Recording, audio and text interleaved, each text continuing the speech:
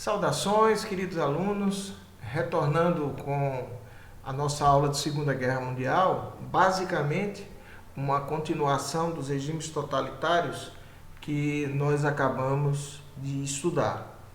Esses capítulos finais do livro 5 dizem respeito, do nosso livro 5, dizem respeito a essas características de ascensão dos regimes totalitários de período entre guerras, até ali a Segunda Guerra Mundial e seus efeitos, abrindo o caminho, como uma de suas consequências, para o início da chamada Guerra Fria. É preciso que a gente relembre que a Segunda Guerra Mundial é tido por muitos, e eu compactuo disso, da ideia de que seria uma continuação da Primeira Guerra Mundial. Afinal de contas, todos os componentes presentes na Primeira Guerra estavam presentes também na Segunda. O grande fator determinante para a ascensão dos regimes totalitários foi o panorama de miséria e de nacionalismos exacerbados que nós temos pós-Primeira Guerra. No caso alemão, um dos principais protagonistas dessa guerra, nós temos o revanchismo alemão. Lembre-se da ascensão do Adolf Hitler, e assim que assume o controle da Alemanha, uma das primeiras coisas que o Hitler faz é justamente começar a desobedecer as determinações do Tratado de Versalhes, que impedia que a Alemanha voltasse a ter um exército poderoso que investisse no militarismo. Então a gente vai ver aqui os antecedentes, as causas da Segunda Guerra Mundial, que são bem conhecidas. Você tem nesse período esses estados totalitários na Itália, na Alemanha e também na Ásia, o Japão, que desde a Revolução Meiji se modernizara e adotaram uma política imperialista ali na Ásia, de anexações de territórios, e que com o tempo o militarismo foi se tornando cada vez mais forte e, consequentemente, a instalação ali também no Japão de um estado de características totalitárias, à semelhança da Itália e da Alemanha. Então você tinha países nessa época que eram extremamente belicosos, países que tinham como características essa questão do militarismo, essa questão de expansão territorial, esse nacionalismo exacerbado, o racismo, características que levavam a um fortalecimento militar desses países e uma política de expansão. E aí como é que a gente vai entender que depois de ter saído da Primeira Guerra Mundial e ainda com feridas muito abertas, como é que chegamos a ter uma Segunda Guerra Mundial? Como foi possível entender o rearmamento alemão, aviões, tanques, navios, submarinos, soldados sendo alistados, sem que houvesse uma reação dos países que haviam derrotado a Alemanha? Porque assim que chega ao poder, é assim que Hitler procede. É a desobediência tácita às determinações do Tratado de Versalhes. Desde a ocupação de territórios perdidos, como a região do Sarre e da Renânia, regiões que estavam desmilitarizadas e ocupadas, regiões que pertenceram à Alemanha, que eram da própria Alemanha antes da Primeira Guerra Mundial. Você lembra que uma parte do território alemão foi confiscado, e dali você teve a Polônia, você teve parte do território da Polônia, da Tchecoslováquia e tal, que foram cedidas, retiradas, subtraídas da Alemanha.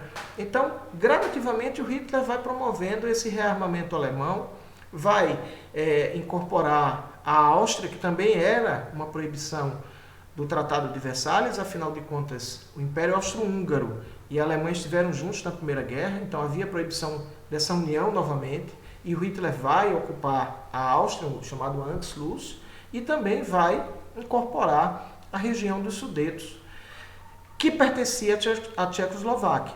Então, diante de todos, Hitler começa a ser chamado a atenção, mas nesse momento a gente pode dizer que houve um fracasso da diplomacia da época, a diplomacia liderada ali pela Liga das Nações, que não conteve a tempo essa ascensão, esse poderio nazista na pessoa do Adolf Hitler.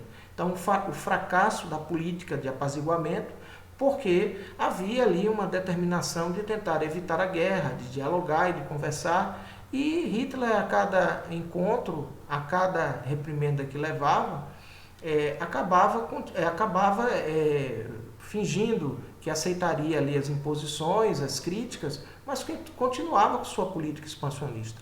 Então isso fica bem claro quando esses países, né, totalitários, Japão, Itália, Alemanha, formam a chamada Aliança do Eixo. Né? O eixo Roma, Berlim, Tóquio, representavam ali países de características totalitárias que assumiram o compromisso de combater o comunismo internacional, né? O chamado Pacto Anticomintern.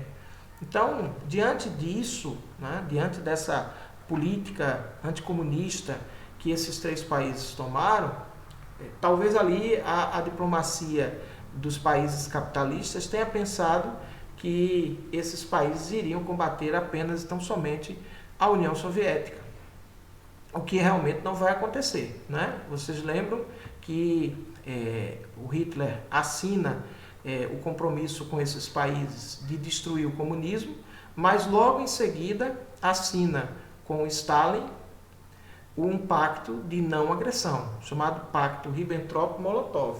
Nesse pacto, onde os dois países procuravam ganhar tempo, porque, lógico que a União Soviética do Stalin sabia que mais cedo ou mais tarde seria atacado pelo nazismo, e o nazismo sabia que não poderia, né, ficar sem os territórios da União Soviética fornecedores de petróleo, de grãos, etc. Então havia uma animosidade entre os dois, mas esses dois países surpreendem assinando um pacto de não agressão mútua. Isso permitiu ao Hitler se fortalecer para que pudesse empreender a conquista da Europa Ocidental e, posteriormente, se dedicar à invasão da União Soviética em uma outra época, em um outro momento. Ao mesmo tempo, daria ao Stalin a condição de se precaver e de se preparar para esse futuro ataque.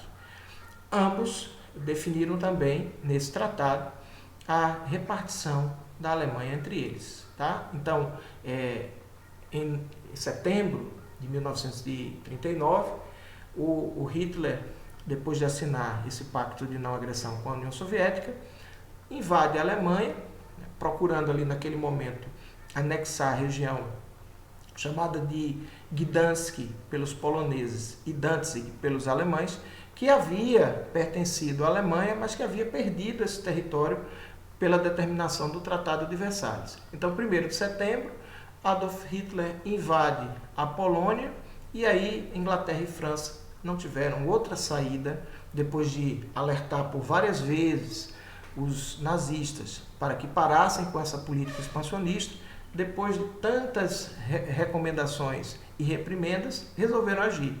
E aí você tem, como espécie de estopim da Segunda Guerra Mundial, a invasão da Polônia em 1º de setembro de 1939, início da Segunda Guerra Mundial. Veja, em setembro de 1939, nesse momento, o único país preparado efetivamente para esse conflito seria a Alemanha. Os outros países terão, no início, que convocar soldados, estabelecer estratégias, reaparelhar seus exércitos. Então, nesse período inicial, o país preparado para o conflito era justamente a Alemanha, que já vinha se rearmando. A gente pode dizer que de 1939 até aproximadamente 1942, você só terá ali vitórias dos países do eixo. O Japão na Ásia e a Alemanha carregando a Itália nas costas, vencendo ali, ocupando vastos territórios dentro da Europa. Uma estratégia muito famosa dos nazistas era a chamada Guerra Relâmpago, ou Blitzkrieg, uma ação conjunta, rápida e certeira da aeronáutica e da infantaria, com os tanques também, atacando com muita rapidez e precisão cirúrgica os seus inimigos. Então, ali, no início da guerra, não foi possível para países como a França, a Inglaterra, a Bélgica, deter o expansionismo alemão, que vai anexando territórios, até que confronta-se diante dessas forças conjuntas de França, Inglaterra e Bélgica, que acabam sendo expulsas do continente, né, na chamada retirada de Dunkerque. Então, inicialmente, essa expansão, essa guerra relâmpago, que dá uma supremacia e um certo mito de invencibilidade para o exército alemão, essa conjugação de forças. Bom, importante destacar também que, de maneira muito rápida, os franceses acabam se rendendo, não é, diante do poderio alemão, e a França é ocupada pelas forças nazistas. Você tem a França dividida em duas áreas de atuação dos alemães. A parte norte, ocupada diretamente pelos nazistas, e a parte sul, com o governo colaboracionista, com o governo francês, mas que era um governo fantoche dos nazistas, a chamada República Colaboracionista de Vichy, né, do chamado Marechal Pétain. Esse Marechal Pétain governou a França durante esse período da ocupação nazista, ali numa tentativa de acalmar o povo francês, né, que resistia bravamente, né, a partir de suas próprias forças, né, civis que combatiam essa ocupação alemã. O governo colaboracionista de Vichy era uma tentativa dos alemães de manter uma certa aparência de que tudo estava bem, quer dizer, um governo francês, mas que servia aos interesses alemães. Posteriormente, todos esses serão, logicamente, julgados como colaboradores do nazismo. Também temos a tentativa de ocupação da Inglaterra, através de bombardeios constantes da Força Aérea Alemã, mas também vocês lembram da forte resistência dos ingleses, através da Real Força Aérea, que conseguiram, né, impedir que os nazistas ocupassem a Inglaterra e, consequentemente, acabassem com toda e qualquer forma de resistência. A Real Força Aérea Britânica conseguiu fazer frente à Luftwaffe e a Inglaterra acabou não sendo ocupada, acabou não caindo ao domínio nazista. Entretanto, não pôde fazer muita coisa frente a esse poderio alemão, que em pouco tempo já havia ocupado toda a Europa continental e reduzido a Inglaterra a uma condição ali de vulnerabilidade. Nessa imagem aí a gente vê a quantidade em toneladas de bombas que foram despejadas na Inglaterra e na Alemanha. Note que com o passar do tempo há uma inversão de forças aí, né? E uma quantidade gigantesca, inimaginável de bombas acaba sendo lançado sobre a Alemanha no decorrer da Segunda Guerra Mundial. Bom, as coisas corriam desse jeito, né? Com uma superioridade visível dos países do eixo, quando em 1941 nós temos duas situações que alteram o equilíbrio de forças.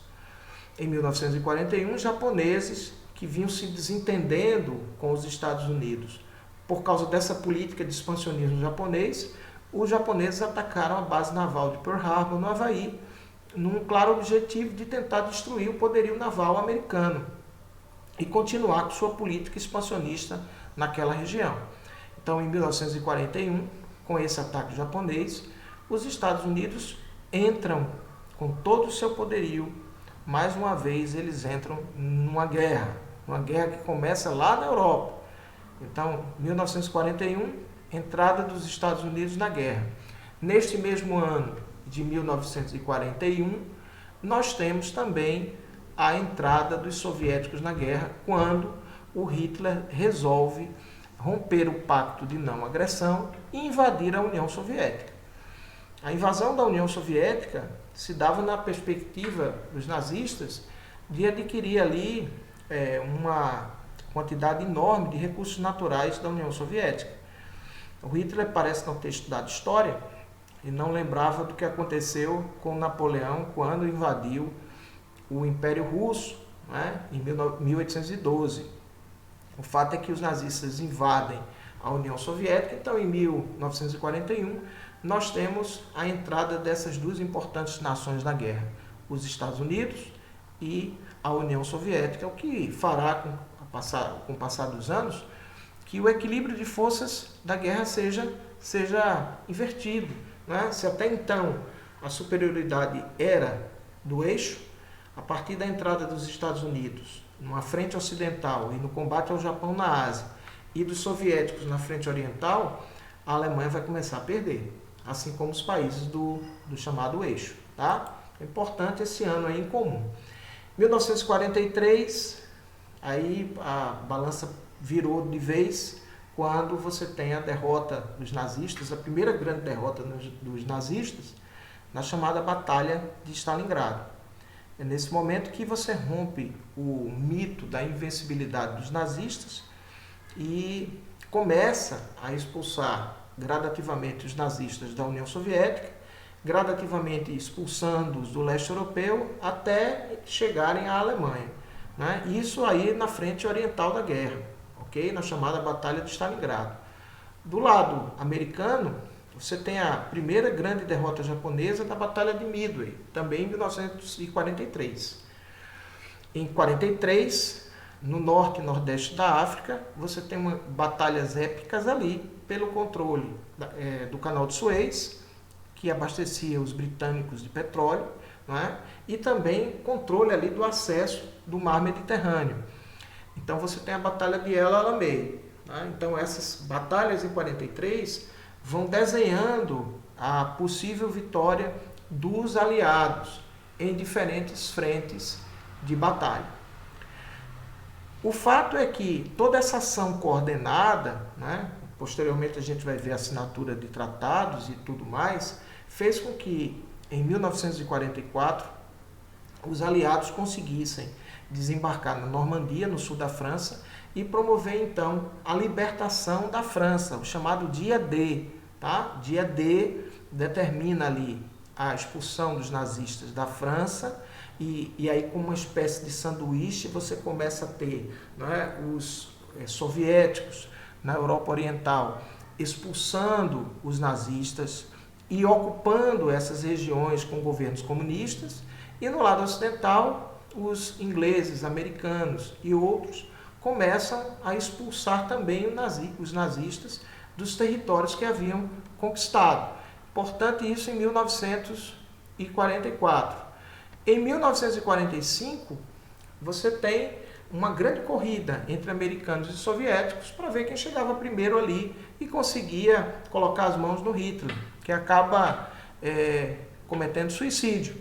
Então, em maio de 1945, você tem a invasão ali da Alemanha e a derrota da Alemanha na Europa.